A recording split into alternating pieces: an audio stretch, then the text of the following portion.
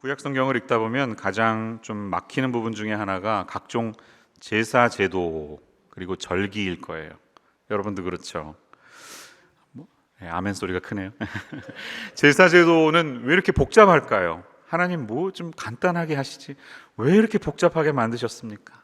뭐 각을 뜨고 뭐 기름을 빼고 콩팥 바르고 바치고 왜 이렇게 복잡하냐는 거예요. 우리에게 너무 낯설기 때문에 이해하기가 어렵습니다. 그런데 이런 다양한 제사 제도가 다양한 삶의 여러 면을 담아내고 있음을 기억해야 하고요. 다른 말로 말하면 우리의 죄성이 그렇다는 것입니다.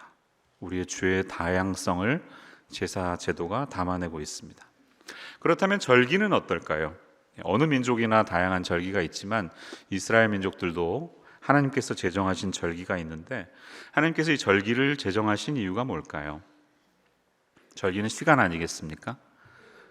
하루, 일주일, 한 달, 봄, 여름, 가을, 겨울 1년이 돌아가는데 시간에 대한 하나님의 배려, 이 지나가는 시간 속에서 우리가 하나님을 어떻게 생각해야 하는지 우리에게 주시는 메시지가 있다는 것이에요.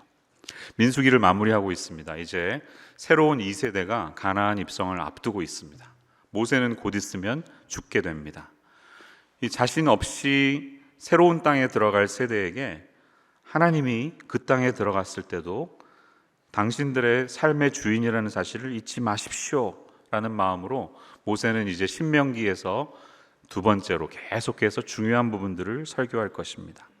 오늘 민수기가 마무리되는 이 부분에도 제가 28장, 29장 좀 전체를 보기 원했어요. 근데 일일이 다 자세히 볼 수는 없으니까 마지막 절만 읽었습니다.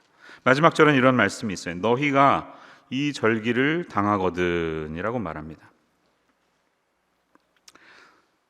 These you shall offer to the Lord at your appointed feasts. 잘 보니까 복수로 돼 있어요. 한 절기가 아니라 여러 절기를 만날 때 이런 제사를 드려라 말씀하는데 이 절기는 언제를 말하는 것일까요? 당연히 28장과 29장 전체에 나와 있는 여러 절기들을 말씀합니다. 지금 이 시간 짧은 시간이지만 각각의 절기들이 의미하는 것들을 생각해 보면서 하나님께서 우리에게 주시는 교훈을 찾아보는 시간을 갖겠습니다. 특별히 이 절기들이 오늘 성찬 테이블을 마주한 우리에게 주시는 메시지가 무엇인지 찾아갈 수 있는 이 시간이 되시기를 축원합니다. 자, 저를 잘 따라와 주세요. 28장 1절로 가보시기 바랍니다. 여호와께서 모세에게 말씀하여 이르시되 이스라엘 자손에게 명령하여 그들에게 이르라 내 헌물 쭉 말씀하시면서 이것을 언제 드리라고 하냐면 3절의 말씀에 보니까 1년 되고 흠 없는 순양을 매일 2마리씩 상번제로 드리되 라고 말합니다. 1절에서부터 8절은 매일 드리는 번제에 대한 이야기입니다. 그것을 항상 드리기 때문에 상번제라고 말하는 것이 하나님은 그 성소가 있는 기간 동안에 아침 저녁으로 항상 번제가 드려지기를 바라셨다는 마음입니다. 9절에서는 안식일에 대한 이야기가 나옵니다. 안식일은 7일마다 한 번씩 돌아오는 날이죠. 7일마다 또 특별히 이런 가이드라인을 따라서 내게 번제를 드려라 말씀합니다. 11절에는 초하루에 드려야 할 번제에 대해서 말하고 있어요. 초하루는 언제일까요? 이전 성경에는 월삭이라고 그랬는데 월삭은 매달의 첫째 날을 말하는 것입니다. 무슨 말입니까? 하나님 앞에 나아갈 때 주님이 원하시는 것은 매일 일주일에 한 번, 매달 한 번씩, 다시 말하면 언제나 하나님은 우리를 만나시기 원한다는 이 마음을 가지고 주 앞에 나아가야 해요. 여러분, 하나님 앞에 매일매일 나아가시는 것이 즐거우신가요? 이것이 고된 일이 아니기를 소망합니다. 매일 기도와 말씀으로 하루를 출발하시나요? 그 시간이 하나님이 우리를 만나주시기 원하시는 기다림의 시간이라는 사실을 기억하며 주님 앞에 나아가시기를 바랍니다. 이후에 이어지는 16절 이하는 자주 돌아오는 게 아니라 1년에 한 번 돌아오는 연중절기를 설명하고 있습니다. 첫 번째 16절은 6월절에 대한 말씀이에요. 첫째 달 14째 날, 하나님이 지정하신 첫째 달의 14일은 6월절이다 이거죠. 기억나시나요? 이스라엘이 애굽을 떠날 때 10가지 재앙의 맨 마지막 날이 장자의 재앙이 있었습니다. 그날 어린 양의 피를 문설주에 바른 이스라엘 사람들은 죽지 않았어요. 장자가 살아났어요. 그리고 나서 바로 출애굽하지 않습니까? 그날을 기념하는 날이 6월절이죠. 그리고 이 날을 너희들의 첫째 달로 삼아라. 하나님이 지정하신 대로 이루어지고 있는 것이에요.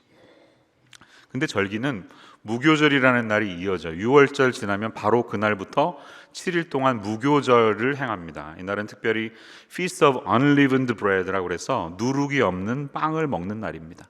급하게 누룩 부풀 시간도 없이 정신없이 도망치던 때를 기억하면서 이 시간을 명절로 보내라는 것이죠. 그리고 본문에는 나와 있지 않지만 초실절이라는 시간이 있습니다. Feast of First Fruit. 그래서 이때쯤이 봄인데 봄철에 제일 먼저 거두는 이스라엘에서는 보리를 거둬요. 이 보리를 하나님께 드리면서 천년매를 헌신으로 드립니다 하는 시간이 이 무교절 기간 동안에 만나는 안식일 날 행하게 되어 있습니다. 자, 26절에서부터는 77절이 이어집니다. 77절은 좀 들어보셨나요? 익숙하지 않죠. Feast of Weeks인데 7 곱하기 7이에요. 6월절부터 49일 되는 날은 여름이 되는데 그때는 밀을 거둡니다. 이 밀 농사를 한 것을 감사하면서 하나님께 올려드리는 날이에요. 그날이 50일이기도 하기 때문에 오순절이라고도 부릅니다. 그리고 맥추절이라고도 해요. 이 보리와 밀을 거둔 시간이기 때문에 맥추절이라고 말해요. 29장으로 가면 일곱째 달에 이르러는 그달 초하루에 성회로 모이고 라고 말합니다. 29장 1절. 이제 하나님이 말씀하신 7월이 됐습니다. 가을 정도가 된 거예요. 이날은 나팔을 불라고 말합니다. 나팔절. 나팔을 불면서 벌써 올려주셨네요. 감사합니다. 조금 이따 올려주세요. 제가 부탁하면 그때 설명하겠습니다. 나팔을 불면서 가을에 하나님께서 뭔가 하시는 메시지를 선포하는 날인데 이제 나중에 이스라엘 민족이 나라가 망하고 나서 민간력이 시작됐을 때 이날이 1월 1일이 됩니다. 그래서 로시 하샤냐 그래서 나팔을 불면서 새해를 출발하는 날이 이어지고 7절 말씀 보면 일곱째 달 열흘 7월 10일이 되면 속죄일이 이루어집니다. 욤키프로 들어보셨죠? 제가 전에 설교한 적이 있는데 대제사장이 1년에 지성소에 딱 한 번 들어가는 날, 굉장히 거룩한 날이죠. 그래서 아무 일도 하지 않습니다. 이날은 버스, 지하철 아무것도 안 다니고 모든 사람이 경건하게 하루를 보냅니다. 왜? 우리의 죄가 1년에 한 번은 완전히 씻음받는 날이라고 유대인들은 믿기 때문이에요. 7월 10일이 그렇고요. 7월 15일이 되면 12절 일곱째 달 15째 날에는 너희가 성회로 모일 것이요 라고 설명하는데 이날은 장막절이라는 기간이에요. The Feast of Booths라고 해서 텐트를 치면서 머무는 시간이에요. 이스라엘 사람들은 이날이 약간 추석 같은 날이에요. 그래서 가을에 먹을 것도 많죠. 맛있는 거 먹으면서 광야 생활할 때 텐트 속에 살던 일을 기념하면서 나뭇가지를 집에 베란다 같은 데 얹어 놓습니다. 그래서 함께 일주일의 시간을 보냅니다. 8일째까지 되는 날까지 모이라고 하나님이 말씀하세요. 근데 본문이 길게 이어지죠. 38절까지 길게 이어집니다. 이 기간만큼은 드려야 되는 희생 제물이 훨씬 더 많아요. 왜 그럴까 생각해 봤습니다. 가을은 한 해를 마무리하는 시간이에요. 그래서 지난 한 해 내 삶 가운데 함께 하신 하나님을 찬양합니다 하는 마음으로 주님 앞에 다 모든 것들을 올려드리기 때문에 그렇게 보내는 것입니다. 그래서 장막절 혹은 초막절 그리고 거두었던 추수한 것들을 저장하는 달, 그래서 수장절이라고 불리기도 합니다. 그러면 이제 겨울이 찾아오는 것이에요. 이렇게 한 해가 돌아가는데 여러분 듣고도 아무 생각 없으시죠? 너무 어려우니까 표로 한번 보겠습니다. 표로 정리해 보겠습니다. 제가 정리해 드릴게요. 이스라엘에는 3가지 달력이 돌아갑니다. 첫 번째는 그레고리안 달력이에요. 우리가 지키는 1월부터 12월까지의 달력이 있어요. 그것이 가운데 있는 선이에요. 여기서 1월부터 이렇게 이어지는 게 평상시 서양 달력이라면 하나님은 이때를 1월이라고 정하셨어요. 3월과 4월 중간 초봄에 6월절 그리고 이어지는 무교절과 초실절이 행해지는 것입니다. 그래서 중요한 세 절기가 있고요. 그때부터 50일이 지난 후 오순절은 약 5월, 6월 초여름에 있는데 이때 밀을 거두게 되죠. 밀추수를 하는 것이에요. 그래서 77절이라고도 불리고 오순절이라고도 불리고 맥추절이라고도 부르는 시간이 지나가고 꽤 시간이 지난 다음에 가을이 오면 가을의 중요한 명절이 나팔절, 속죄일, 초막절 이렇게 있는 것입니다. 초막절은 장막절이라고도 불리기도 하고 수장절인데 여기 수전절이라고 잘못 나왔습니다. 그리고 중간에 지나가면 새로운 절기가 있어요. 겨울쯤에 12월에는 수전절이라는 시간이 있는데 이것은 성경에 없는 이유가 이제 침묵 기간 동안에 나라가 망했을 때 이제 다른 제국들이 이스라엘을 지배했을 때 너무 히랍권에 의해서 알렉산더 대왕에 의해서 이스라엘이 굉장히 더럽혀졌는데 하나님의 성전에 막 돼지고기가 올라가고 이랬던 때가 있었습니다. 근데 마카베우스라는 사람이 혁명을 일으켜서 성전을 다 깨끗하게 하고 수복시켰던 날이 있어요. 그래서 성전을 깨끗하게 한 날 수전절이라고 불리고 하누카라고 불립니다. 크리스마스 때와 하누카가 겹칠 때가 많죠. 유대인들의 큰 명절입니다. 불임절은 언제일까요? 불임절 그러면 떠오르는 성경책은 뭐예요? 에스더, 그렇죠? 하만이 유대인을 멸절시키려고 했는데 그가 계획한 제비가 자기가 되면서 오히려 하만이 죽게 되죠. 그래서 푸림이라는 것은 제비라는 뜻이에요. 그래서 이날 유대 민족이 해방되고 죽지 않음을 감사하는 기간인데 초봄에 이루어집니다. 이런 것이 중요한 명절들이라고 하는 것이에요.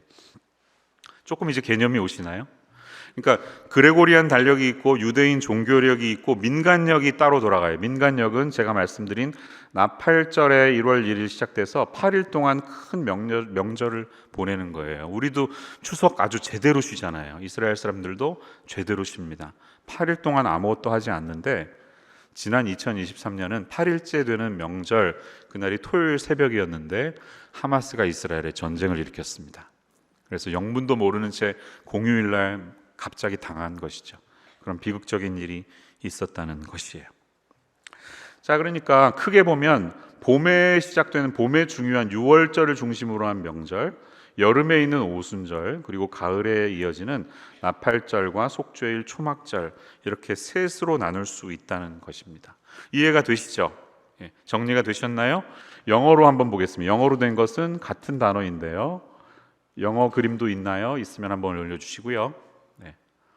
준비가 안 된 모양입니다. 자, 그러면 여러분 이 3대 절기 봄, 여름, 가을을 중심으로 돌아가는데 비슷한 단어가 많아서 제가 한번 퀴즈를 한번 보겠습니다. 문제 3개만 내볼게요. 맞춰보세요. 힌트는 저는 주로 뒤쪽에 놓습니다. 다음 중 비슷한 시기가 아닌 절기는 언제입니까? 6월절, 무교절, 초실절, 4번 수전절. 정답 어디예요? 무조건 찍으세요. 4번입니다.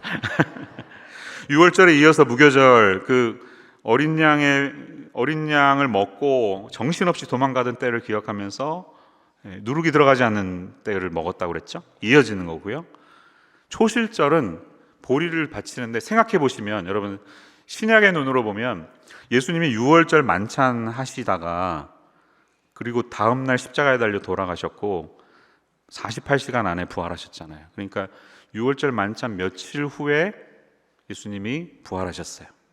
6월절 기간에 초실절이 이어지는 것은 부활의 잠자는 자들의 첫 열매가 되신 부활의 주님을 상징한다. 이렇게 연결하면 금방 외워지시겠죠. 그래서 6월절과 부활절이 같은 기간 봄에 있다는 사실을 기억하십시오. 다음 문제 보겠습니다. 오순절, 칠칠절, 맥주절, 6월절 중에 정답 이미 제가 다 설명했네요. 6월절은 봄이고요. 오순절, 칠칠절, 맥주절은 여름 기간입니다. 77이 49, 50 오순절 이어지고 이날은 뭘 거둔다고요? 보리가 아니라 밀이에요. 밀. Harvest of wheat인데 번역을 우리가 보리매그라고 한글 성경이 번역해서 자주 틀릴 때가 있습니다. 그러나 정확히는 밀 농사를 거둘 때입니다. 마지막 3번째 질문. 초막절, 장막절, 수장절, 불임절 중에 비슷한 시기가 아닌 것은 언제? 4번입니다. 이때는 언제예요? 가을이에요. 가을. 거둔 많은 것들, 풍성한 열매들을 하나님 앞에 감사하면서 동시에 광야 생활 40년 동안 텐트에 살았던 것을 기념하면서 이게 다 은혜구나. 우리가 1년을 이렇게 마무리하는 게 은혜구나 하는 것을 떠올리는 것입니다. 그래서 초막, 장막 같은 뜻이고요. 수장은 추수할 것을 저장했다. 그래서 수장절이라고 불립니다. 정리되셨죠? 자, 그러면 유대인의 3대 절기 뭐다? 그러면 이제 답하실 수 있겠죠? 밑줄에 뭐가 들어가야 되겠습니까? 한번 답해 보겠습니다. 첫 번째 뭐예요? 연중 3대 절기 6월절, 무교절, 초실절과 같은 시즌이라는 겁니다. 두 번째 뭐예요? 칠칠절 혹은 오순절, 맥추절 다 맞습니다. 마지막 가을에는 뭐가 있다고요? 장막절, 초막절, 수장절 이렇습니다. 근데 하나님이 특별히 이 절기를 제정해 주시면서 이 3대 절기에는 내가 정한 곳에 나와라, 모든 남자들이 나와라, 반드시 기억하면서 지켜야 한다 말씀하셨던 거예요. 그래서 두 군데만 보면 출애굽기 23장 14절에서 17절 말씀 보니까 매년 3번 4개를 절기를 지켜라. 그럼 15절에 무교병의 절기를 지키라. 16절 맥추절을 지키라. 또 이후에 수장절을 지키라. 이렇게 3번은 꼭 지키라고 하면서 17절 내 모든 남자는 매년 3번씩 주 여호와께 보일지니라 라고 말씀합니다. 그래서 이 세 계절이 되면 경건한 유대인들은 지금도 예루살렘에 모여요. 성전이 없지만 예루살렘에 모여서 함께 시간을 보내는 겁니다. 예수님도 유월절을 지키기 위해서 어떻게 하셨죠? 제자들과 함께 예루살렘에 가셨습니다. 이래서 성경이 다 연결이 되는 겁니다. 그 사실을 기억하세요. 그리고 신명기 16장 16절 보면 1년에 3번 무교절과 칠칠절과 초막절에 하나님이 택하신 곳에서 여호와를 만나라 이렇게 말씀하고 있어요. 자, 오늘 우리가 성찬식을 보내고 있습니다. 보내면서 왜 이 3대 절기에 주목해야 하는지 한번 이유를 생각해 볼까요? 공통점은 이것이에요. 둘 다 하나님이 제정해 주셨다는 거예요. 여러분, 농사 짓기 전입니다. 지금 광야 생활할 때 농사 짓지 않았습니다. 이제 가나안에 들어가면 지키라는 거예요. 근데 민간 풍습처럼 살다 보니까 이게 명절이 된 것이 아니라 농사 짓기도 전에 하나님이 절기를 먼저 제정해 주셨어요. 너희들의 일상생활 하다 보면 이제 바쁘게 정신없이 살 거야. 정신없이 농사하면서 지낼 거야. 그러나 잊지 마라. 이 중요한 순간마다 너희의 주인이 누구인지 기억해라 하는 마음으로 하나님이 먼저 제정해 주셨다는 것입니다. 신의 산에서 받은 율법에 이미 기록됐다는 사실을 기억하세요. 성찬식 예수님이 직접 정해 주셨죠. 제자들이 자기들끼리 예수님 부활하시고 나서 우리끼리 하다가 기념된 게 아니라 예수님이 마지막 날 이것은 너희를 위하여 지키는 내 언약인데 Do this in remembrance of me. 이를 행하여 나를 기념하라 말씀하시는 것이에요. 여러분, 1년에 가끔씩 성찬이 있습니다. 원래는 매주 하는 것이 맞아요. 근데 칼빈은 종교개혁하면서 이 성찬식이 너무 자주 있으면 그에 대한 우리의 열정과 감사가 떨어지기 때문에 조금 줄였고 또 말씀이 더 중요시되기 때문에 줄인 경향이 있습니다. 그런데 너무 안 하는 것은 문제가 있습니다. 왜? 이것은 주님께서 우리에게 하라고 명령하신 것이기 때문이에요. 그래서 저는 가능하면 우리 교회가 성찬을 자주 했으면 좋겠다 하는 마음이고요. 그때마다 우리를 구원하신 하나님을 일상의 삶으로 가져오실 수 있는 저와 여러분의 삶이 되시기를 간절히 축원합니다. 그러면 이제 정리해 보겠습니다. 이 성찬식에 참여하면서 우리가 어떠한 마음으로 나아가야 할까요? 첫 번째는 이것이에요. 본문에 우리 아웃라인에 있습니다. 하나님의 은혜를 기억하라는 시간이에요. 기억하십시오. 하나님의 은혜를 떠올리시는 시간이 되어야 합니다. 신명기 16장 3절에 보면 하나님께서 유월절에 대해서 말씀하다가 이렇게 말씀하십니다. 내 평생에 항상 내가 애굽 땅에서 나온 날을 기억할 것이니라. 유월절 지킬 때마다 마치 내 힘으로 구원받은 게 아니라 하나님의 전적인 인도하심으로 구원받았구나 하는 사실을 기억하며 주님 앞에 나아가는 저희들이 되어야 합니다. 예수님도 이 유월절 만찬을 자신의 희생제사로 가져오시면서 누가복음 22장 19절에 보면 너희가 이를 행하여 나를 기념하라 말씀하십니다. Do this in remembrance of me. 다시 말하면 식사할 때마다, 유월절 만찬 먹을 때마다 예수님을 떠올리라고 하는 것입니다. 여러분, 주님께서 우리에게 원하시는 게 뭘까요? 우리는 무엇을 기억해야 할까요? 하나님이 먼저 우리에게 다가오셨다는 거예요. 먼저 절기를 정해주셨다는 거예요. 우리가 살다 보니까 정한 게 아니에요. 예배는 하나님이 우리를 부르시는 부르심이 있기 때문입니다. 아버지께서는 자기에게 이렇게 예배하는 자들을 찾으시느니라 예수님이 말씀하셨죠. 예배는 누가 먼저 찾아요? 우리가 하나님을 찾기 전에 하나님이 먼저 우리를 찾으시기 때문에 나아가는 우리의 반응이며 응답이라는 것입니다. 사랑하는 여러분, 하나님이 우리를 지금 부르고 계심을 기억하십시오. 이 예배를 드릴 때마다, 성찬을 나아갈 때마다 우리를 부르시는 하나님의 마음을 체험하시기를 바랍니다. 하나님이 이 절기들을 지키는 것을 통해 우리에게 원하시는 것은 바로 예배였다는 사실입니다. 우리를 찾으시는 하나님 앞에 나아가시기를 간절히 축원합니다. 이집트에 가셔서 모세가 바로 왕에게 하나님이 나한테 이렇게 말씀했다. Let my people go. 내 백성을 떠나게 하라 하면서 한마디 더 하신 게 있어요. 우리는 쓱 지나가지만 출애굽기 7장 16절, 9장 1절, 13절에 보면 내 백성을 내보내 나를 예배하게 하라. 하나님이 이렇게 말씀하셨어요. 하나님이 우리를 출애굽하신 이유는 우리가 주님의 예배하는 백성이 되기 위함이었습니다. 그것이 언제? 우리가 살아가는 일상의 삶 가운데 하나님을 떠올리지 않으면, 성찬하지 않으면, 절기 지키지 않으면 정신없이 살아가는 거예요. 1년이 얼마나 빨리 지나가는지 몰라요. 봄, 여름, 가을, 겨울이 오는지도 모르는 것이 바로 이 산옷이 아닙니까? 너무 매년 똑같기 때문에. 그럴 때마다 잠깐 스탑. 아무것도 하지 말자. 돈 버는 것도 중요한데 오늘은 스탑. 하나님을 생각하는, 주님을 기억할 수 있는 우리가 되어야 하는 줄로 믿습니다. 그런데 이 절기의 출발이 1월달이 6월절이었다는 사실을 기억하십시오. 이게 제일 핵심이에요. 하나님의 시간의 중심에는 6월절 어린 양이 있습니다. 다시 말해서 예수 그리스도가 있습니다. 우리의 예배의 중심에는 예수 그리스도가 계시고 그분이 우리를 만나시기를 기다리시는 시간이 바로 이 성찬의 자리라는 것입니다. 6월절 어린 양의 피 때문에 내가 죄에서 사함받았을 때 너무 주일학교 다니는 분은 너무 다 아시죠? 근데 깊이 들어가면 들어갈수록 이것이 예수님께 모든 것이 포커스되어 있다는 사실을 우리는 발견합니다. 예를 들어 볼까요? 이런 유비를 생각할 수 있어요. 6월절에 장자 재앙이 있기 전에 3일 동안 흑암의 재앙이 있었습니다. 세상이 깜깜했어요. 3일 동안. 예수님이 십자가에 달리셨을 때 3시간 동안 세상에 흑암이 있었습니다. 이스라엘 백성들은 6월절을 맞이하기 4일 전에, 그러니까 1월 10일 날 칼렌더로 보면 자기 집으로 함께 잡아먹을 어린 양을 가지고 들어갑니다.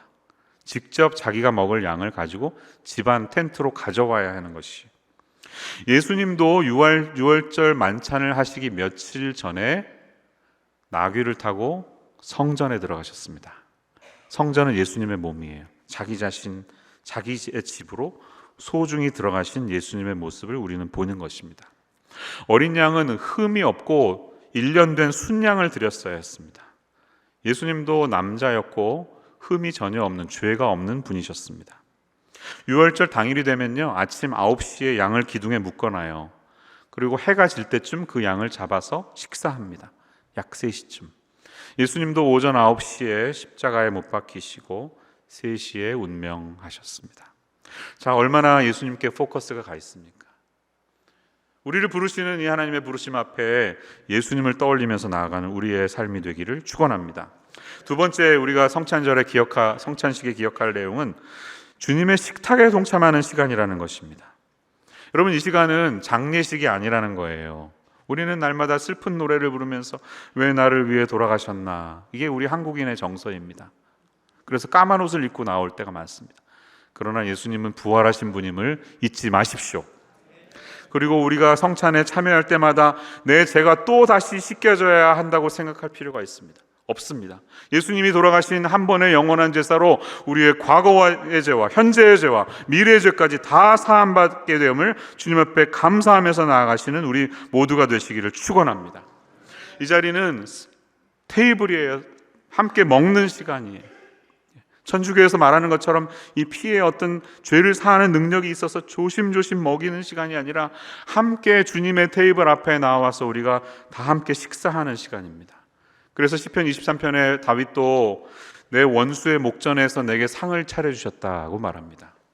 이 시간은 하나님과 함께 식탁의 교제를 누리는 시간이에요. 그러므로 우리는 즐거워해야 합니다. 신명기 16장은 절기에 대한 말씀인데 11절 15절 다 공통적으로 너희가 여호와 앞에서 즐거워할지니라, 온전히 즐거워할지니라 라고 말합니다. 이 시간은 This is a celebration, not the funeral.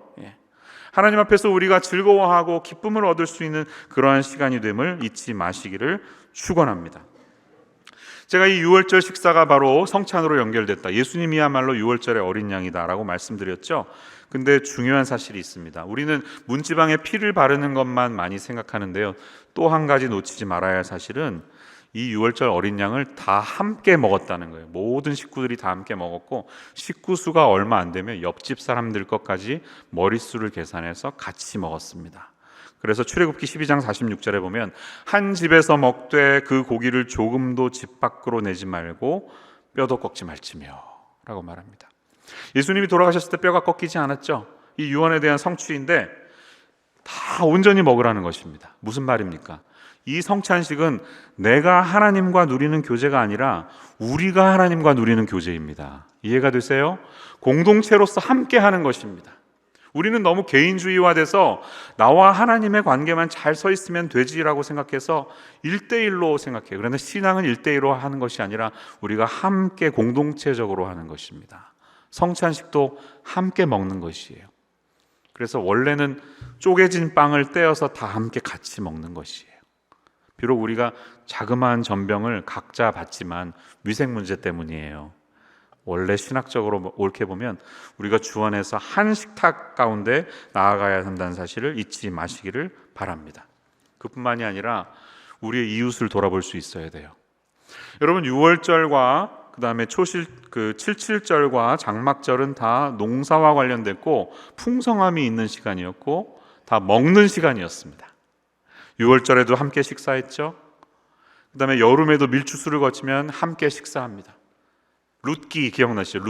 룻도 그 시간에 나가는데 식사하는 자리가 있었습니다. 함께 먹는 시간이라는 거예요.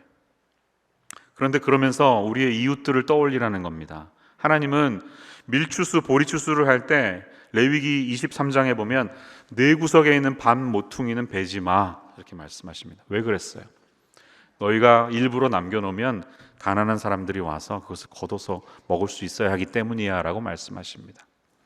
우리가 성찬식을 드릴 때마다 떠올려야 하는 것은 나와 하나님의 관계뿐만이 아니라 내가 돌아보지 못하고 있는 우리 믿음의 형제 자매들은 없는지 챙길 수 있는 마음이 있어야 함을 기억하면서 주님 앞에 나아가시기를 축원합니다. 마지막 세 번째로 우리가 기억해야 될 사실은요, 이 시간은 우리가 주님과 연합하여 누리는 교제의 시간이라는 사실입니다. This is a time of fellowship. 여러분, 주님과 정말 사귐이 있기를 원하십니까?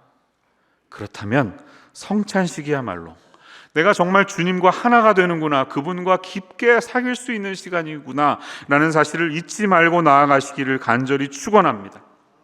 우리의 일상 속에서는 주님을 사모하는, 주님과 만나기 원하는 그런 열정이 담겨 있습니까? 아까 제가 매일 상번제가 드려져야 된다고 했잖아요. 하나님은 아침 저녁으로 우리를 만나시기 원하신다는 거예요. 저와 여러분에게 그런 마음이 있습니까? 아니면 일주일에 한 번 예배 나오는 것만으로도 감사하세요 하나님, 이런 마음입니까?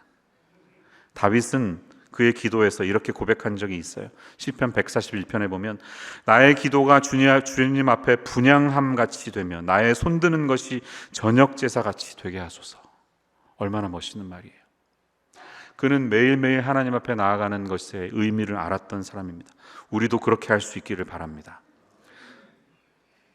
일상생활하느라 너무 바쁘고 지쳐서 마음은 점점 식어지고 하나님을 향한 열정이 사라지는 우리에게 주님은 차든지 덥든지 해라 라고 말씀합니다. 라오디게아 교회 아시잖아요. 계시록에 라오디게아 교회는 차든지 덥든지 해라, 다시 말하면 좀 뜨거워져라, 열정을 회복해라 라는 주님의 마음이 있었는데 그 말씀하시고 나서 주님은 이렇게 초청하십니다. 20절에 보면 볼지어다 내가 문 밖에 서서 두드리노니 누구든지 내 음성을 듣고 문을 열면 내가 그에게로 들어가 그와 더불어 먹고 그는 나와 더불어 먹으리라. 여러분, 이 말씀이 우리에게 다가오는 이 아침 되시기를 축원합니다. 문을 여세요. 어린 양이 우리 집에 들어오셔야 됩니다.